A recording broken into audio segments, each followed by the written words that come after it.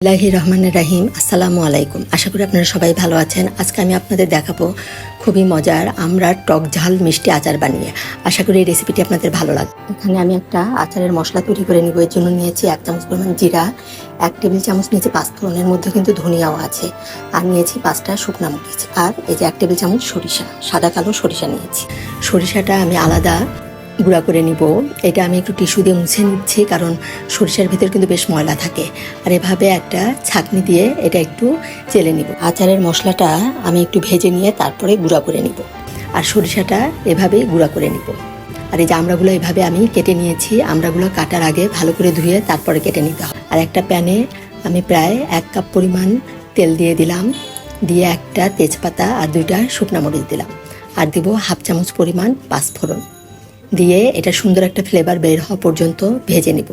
ভেজে নিয়ে এর ভিতরে আমি দিয়ে দিব 1 চামচ পরিমাণ রসুন বাটা, আর খুবই সামান্য অল্প একটু দিব আমি আদা বাটা, দিয়ে ভালো করে একটু ভেজে নিব। যেহেতু এই আদা রসুনটা পানি দিয়ে ব্লেন্ড করা, এই জন্য আমি তেলের মধ্যে প্রথমে আদা রসুনটা ভালো করে ভেজে নিয়ে তারপরে এর ভিতর যে আমড়াগুলো কেটে রেখেছি সেই আমড়াগুলো দিয়ে দিব।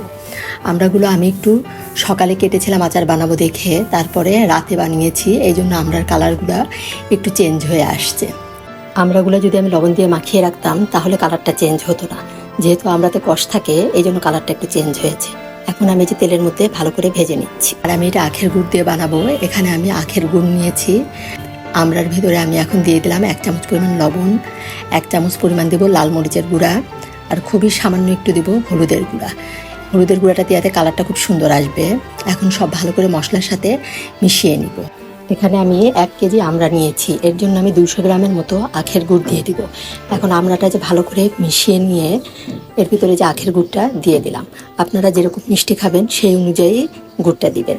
আপনারা ইচ্ছা করলে এখানে চিনি দিয়েও এই আচারটা বানাতে পারেন। এখন আমি ঢাকনা দিয়ে ঢেকে গুড়টা গলে যাওয়া পর্যন্ত অপেক্ষা করব। এই গুড়টা গুলেই কিন্তু আমড়াটা প্রায় সিদ্ধ হয়ে আসবে। এখন এখানে এই যে আমি সরিষা গুঁড়া করে রেখেছিলাম, এখান থেকে দিলাম 1 চামচ পরিমাণ সরিষা গুঁড়া, আর এখানে পাঁচফোড়ন যে আচারের মশলাটা করেছিলাম ওখান থেকে দিলাম 1 টেবিল চামচ পরিমাণ, দিয়ে এখন ভালো করে যে মিশিয়ে নিব। এভাবে একটু ভালো করে মিশিয়ে কিছুক্ষণ রান্না করলাম। আমরা যেহেতু খুব বেশি টক না, এই জন্য আমি এর ভিতরে একটু তেঁতুল দিয়ে দিলাম। ইচ্ছা করলে আপনারা পানি দিয়ে গুলিয়েও এই তেঁতুলটা দিতে পারেন। আর এখানে দিব 1 টেবিল চামচ পরিমাণ ভিনেগার, হোয়াইট ভিনেগার দিলাম আমি। এতে করে অনেক দিন এই আমড়ার আচারটা রেখে খাওয়া যাবে। এখন সব ভালো করে মিশিয়ে নিব। আর এখন দিলাম 1/2 চামচ পরিমাণ বিট লবণ। বিট লবণটা দেওয়াতে আচারের টেস্টটা কিন্তু বেশ ভালো হয়। আর এখন এর ভিতর দিয়ে দিব এই যে পাঁচফোড়নের যে বাকি গুঁড়াটা ছিল আমার, আরও 1 টেবিল চামচ পরিমাণ গুঁড়া দিয়ে ভালো করে মিশিয়ে নিব। এখন কিন্তু আমড়ার সিজন, আপনারা অবশ্যই এভাবে আমড়ার আচার বানিয়ে খাবেন। খুবই ভালো হয়েছিল কিন্তু এই আচারটা। এখন আচারটা আমি ভালো করে ঠান্ডা করে নিয়ে তারপর একটা কাচের বয়মে নর্মাল ফ্রিজে রেখে দেবো। এভাবে কিন্তু অনেক দিন পর্যন্ত আচার সংরক্ষণ করা যায়। এই আচারের রেসিপিটি যদি ভালো লাগে অবশ্যই আপনারা আমার পাশে থেকে আমাকে এগিয়ে যেতে সহযোগিতা করবেন। ধন্যবাদ সবাইকে। সবাই ভালো থাকবেন। আল্লাহ হাফেজ।